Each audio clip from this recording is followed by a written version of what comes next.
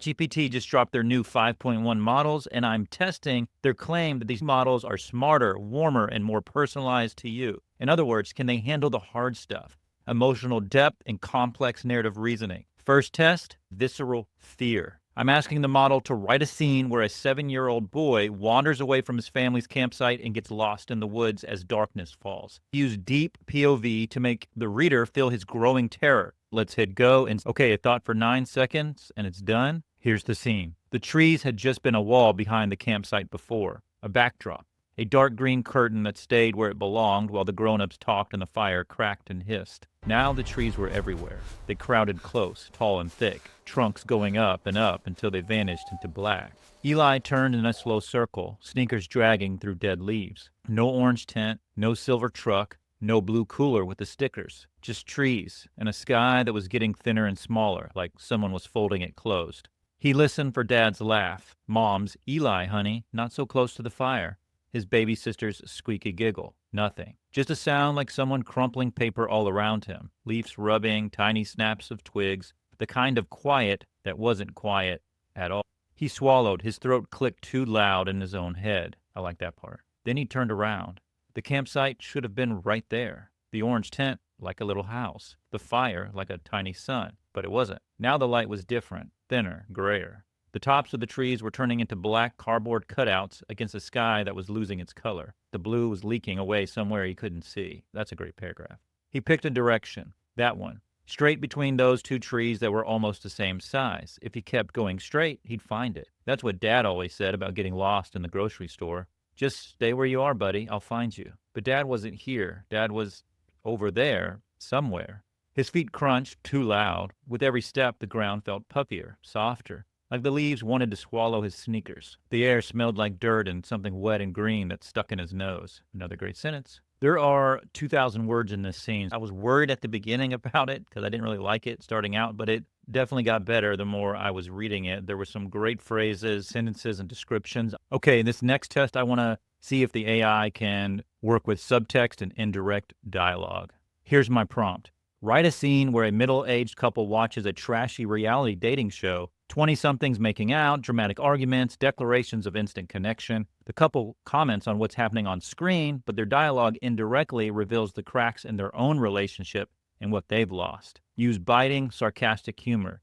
And the key is, and what I'm really testing, is nothing on the nose. They never directly discuss their marriage, but we understand everything through what they say about the show. And ChatGPT 5.1 came back super quick with this one. The girl on screen was crying into a champagne flute. "You said I was your soulmate," she hiccuped, mascara streaks sliding down like wet road lines.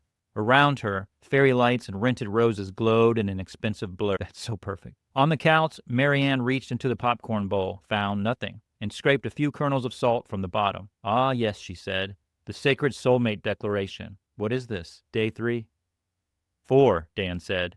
They did the group hot tub on day 3. This is spiritual progress." He didn't look away from the TV as he hunted for the remote under his thigh. His t-shirt had a faded logo from a band he insisted was still together. The caller had given up years ago. On screen, the guy, square jaw, suspiciously white teeth, spread his arms. "I do feel something with you," he said to Mascara Girl. "But I also feel something with Kendall and Sierra. And like myself." Marianne snorted. "Wow, he's really stretching himself thin. It's like watching a man try to build IKEA furniture with a spoon." Dan chuckled. "He's just exploring his options. This is his journey. You respect the journey." "Oh, I do. It's very brave, letting producers pick your wife while you're shirtless for 30 days straight." He finally dug the remote out from under him and turned the volume down a notch. Not enough to miss anything, just enough so that they could talk over commercial breaks without being yelled at by a skincare ad. Mascara Girl threw her napkin on the ground, narrowly missing a fake candle. "If you really cared, you wouldn't be kissing other people," she sobbed. Dan tipped his head back against the couch. "Imagine that," Marianne said, expecting exclusivity on a show literally called Love Cage. "It's Love Cage Paradise Edition," Dan corrected. "There are standards." He reached for the popcorn bowl at the same time she did. Their fingers bumped. Marianne pulled hers back first as if the bowl had shocked her. "Sorry," she said. "Whoa," he said. "We made contact. Did you feel anything with me and Kendall?" "I didn't feel anything with you or the popcorn," she said, which is frankly devastating. A contestant in a sequin dress appeared in a talking head, hair blown back by an industrial fan. "When I kissed Logan," she said, eyes glossy and intense, "I felt safe." Dan snorted. "Yeah, Nothing says emotional security like a man with zero chest hair and a tattoo that says no regrets. Marianne leaned forward, elbows on knees. Safe, she repeated. She met him 48 hours ago? Maybe 52 if you count the limo. The audience on TV laughed at something a contestant said about vibes. Canned hoots and whistles filled the living room. An ad popped up for sparkling water, people running on beaches in slow motion. Marianne wiped her fingers on her sweatpants. You know what I don't get? Limited time offers on razors, Dan asked. She ignored him. They always say they're looking for real, and then the first guy who mentions walls or past trauma gets voted off in like episode 2. Their version of real is makes good TikToks, Dan said.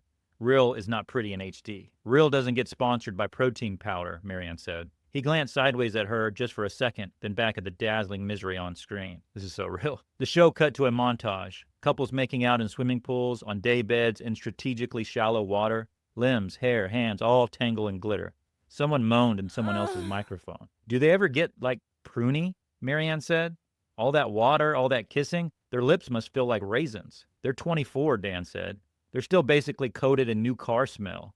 Prune-free for at least another. Marianne pressed her tongue to the back of her teeth. One of her molars twinged. She reached for a LaCroix on the coffee table. 10 years, she repeated. That's cute. On the TV, a guy in a linen shirt clinked a glass with his knife. Can I have everyone's attention, he called. I need to say something. Oh gosh, Marianne said. Here it comes, the speech. Dan imitated him in a low announcer voice. When I first came into the cage, I never thought I'd find a connection this strong in such a short time, Marianne chimed in. But then I saw you walk in that dress, Dan continued. And my walls, they just crumbled, they finished together. On screen, linen shirt guy said solemnly, and my walls, man, they just crumbled. They laughed in the same breath, then stopped in almost the same moment, like someone had hit mute on both of them. Wow, Dan said, we have officially watched too much of this. We're just fluent in nonsense, Marianne replied. She took a sip of her sparkling water and winced at the fizz. The speech went on. When I look into your eyes, I just see my future. Like wife, kids, suburbs, organic stuff. There it is, Marianne said. The trifecta. The holy suburbs, Dan murmured. Granite countertops be with you. I like how kids are just an accessory, she said. Oh yeah, and maybe some humans will happen in there somewhere. A younger version of them, legs touching, hips angled in, flashed in Dan's mind so fast he almost missed it. He scratched at an invisible itch on his shin and shifted slightly away, making room that didn't need making. On TV, the show cut to another scene. 2 contestants screaming at each other beside a pool lit like a club. Words like respect and loyalty and betrayal flew by so fast they sounded interchangeable. Marianne squinted. Do you think they know what those words mean? Sure, Dan said. Respect is when someone else doesn't talk to anyone you don't like. Loyalty is when they don't follow their ex on Instagram. Betrayal is forgetting their iced coffee order. You forgot my iced coffee order last week, Marianne said. He blinked. I forgot the ice, he said. That's different. You came back with hot coffee and said they ran out of the cold, Dan. In my defense, the line was long. I know, she said. The line is always long. Humanity has never suffered as you have suffered for a latte. He opened his mouth to say something, then closed it. Marianne reached for the throw blanket draped over the back of the couch, pulling it over her lap. She didn't offer him any. He didn't ask. She said, I admire them. They're all in. They cry, they scream, they follow their hearts like it's a religion. They'll look like idiots in the reunion episode, but at least they commit to the bit. Commitment is easy when everything's new, he said. You can say anything in week 1. You're my everything. I've never felt like this before. It's like a free trial of fillings. That's a good line. And then it auto-renews forever, she said, and there's no cancel button. He glanced at her. She kept her eyes on the screen. On TV, Mascara Girl was back, now making out with someone on a chaise lounge. Her earlier tears were gone, replaced by glitter and lip gloss. That was fast, Marianne said. Grief really moves at a clip here. Stage 5, replacement, Dan said. Stage 6, brand deal. Stage 7, podcast, she asked. Live, laugh, love Cage, he said. Welcome back, listeners, Marianne said in her best influencer voice. Today, we're talking about how to manifest your dream man in just 3 recouplings. He laughed, really laughed, and had to cover his mouth. The sound startled both of them. Marianne took another sip of her drink. The can made a small, empty metallic sound when she set it down. Would you go on a show like this, she asked. He snorted. No one wants to see 45-year-olds argue about who forgot to switch the laundry. They argue about that now, she said. They just make it sound sexy. He held up his hands. Okay, fair. Still, you wouldn't go on this. I wouldn't survive the bikini fitting, she said. You'd terrify them, he said. You'd start asking about their 401ks. They'd throw you off the island by episode 2. Episode 1, she said. I'd be voted out for suggesting SPF over 15. He smiled. On screen, the couples clink glasses in slow motion, eyes bright with the conviction of people who hadn't yet had to share a bathroom long term. Okay, that was funny. Look at them, Marianne said quietly, so sure they're special. They are, he said. Statistically, at least 2 of them will get a SpawnCon wedding. She snorted again, but it was softer. The credits started to roll, pop song swelling. You want to watch the after show, he asked, where they bring back the exes and let them throw shade? I think I've met my shade quota for the evening, she said. That one, she said, pointing at the baking show. The one where they pretend cake is high stakes.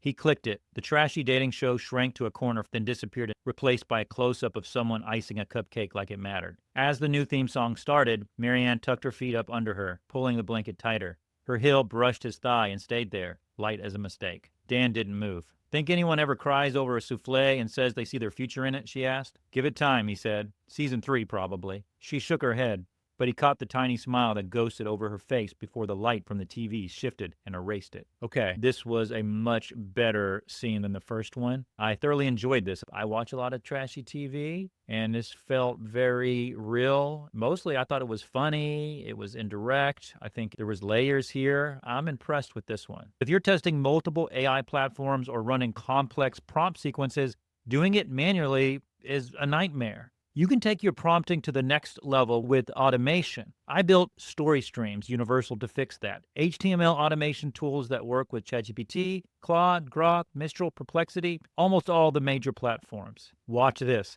I'm going to build a prompt sequence that generates 3 emotionally resonant story ideas with layered subplots, picks one, and develops it into a full premise. Then creates the detailed outline. All you do is download the tool, open in your browser, build your sequence or use a pre-built one, hit F12 to open the console, paste in the code, and let it run. The AI does the work while you watch. That's the kind of workflow automation that saves hours. Link in the description if you want to check it out. Let's move on to test number 3, complex story restructuring. All right, so we have this prompt, and it thought for 12 seconds. We have the new core premise. Years after rescuing his daughter from traffickers, a retired Brian Mills is finally learning to let Kim live her own life when a coordinated attack targets Kim and her unborn child as payback for Brian's past. He's forced back into the shadows he thought he'd left behind, this time not just to rescue his daughter, but to keep her from becoming him. I like that. The emotional engine in Taken 1, Brian's arc is, I will burn the world to save my little girl. In Taken 3 remix, his arc becomes, I will burn the world again, but I can't destroy her life in the process. The threat isn't vague conspirators or framed for murder nonsense, it's laser focused. Kim is pregnant. The enemies want Brian's bloodline and Kim's trust in her father destroyed. Brian must save her and avoid turning her into a traumatized mirror of him. I like this. So it goes back to the first premise theme, but with some emotional depth. We have the setup here. I'll skip that. The inciting event, the antagonist is not a random mobster. He's Dragon, the elder brother of one of the men Brian killed in the first film's trafficking ring. Okay, so we want revenge, we want symmetry. Now Dragon wants to slowly, surgically destroy Brian's body, trust, and future generations. Okay, I like that. We have the full plot outline, Act 1. We see that Kim comes home to a front door slightly ajar. Brian receives a private video on his phone from an anonymous source. It's CCTV-style footage of Kim leaving work, doing groceries, driving home. Just a day's worth of activities edited with timestamps. And then there's a final shot, a zoom lingering on her pregnant belly. The text overlay is, you taught me how to watch. Brian's entire demeanor changes. The old predator returns. And then Act 2, there's a trap closing. Kim's car alarm goes off in the night, more safety issues. Brian digs and learns about Dragon, quiet, methodical, ex-military strategist for the trafficking syndicate. So there's an attempted kidnapping of Kim. Brian moves Kim and Evan to a safe house. There's an inside man, attack on the safe house, the wedge. There's a lot of action scenes here. I like this. All right, parallel journeys. Let's read that. Brian hunts Dragon through Europe, U.S., following financial trails, corrupt officials, empty apartments with old photos of Dragon's dead brother. Kim struggles in hiding. Forced stillness, check-ins, feeling like the teenage girl in Taken 1 all over again, but now with the child depending on her. Let's go to the summary. This version keeps the primal hook, father versus the monsters of the world for his child's safety. The impossible odds, an enemy who understands him, plans around him, and targets not just bodies, but identity and legacy. The emotional stakes, not can Brian punch his way out of being framed, but can Brian save his daughter and her child without turning them into copies of himself? All right, I like it. That is Pretty cool. I definitely think that this would make a better movie than the actual Taken 3. I wish they would make this movie. Hollywood, are you listening? Either way, thank you for listening. Make sure you check out ChatGPT 5.1. The models are pretty good. Check out the link in the description with the story streams automation. I have a lot of different tools and resources on my Ko-Fi store, so check those out. One of the problems with automation is there's so many tools and it's often confusing how to use them. That's why I made this playlist. I'll see you there.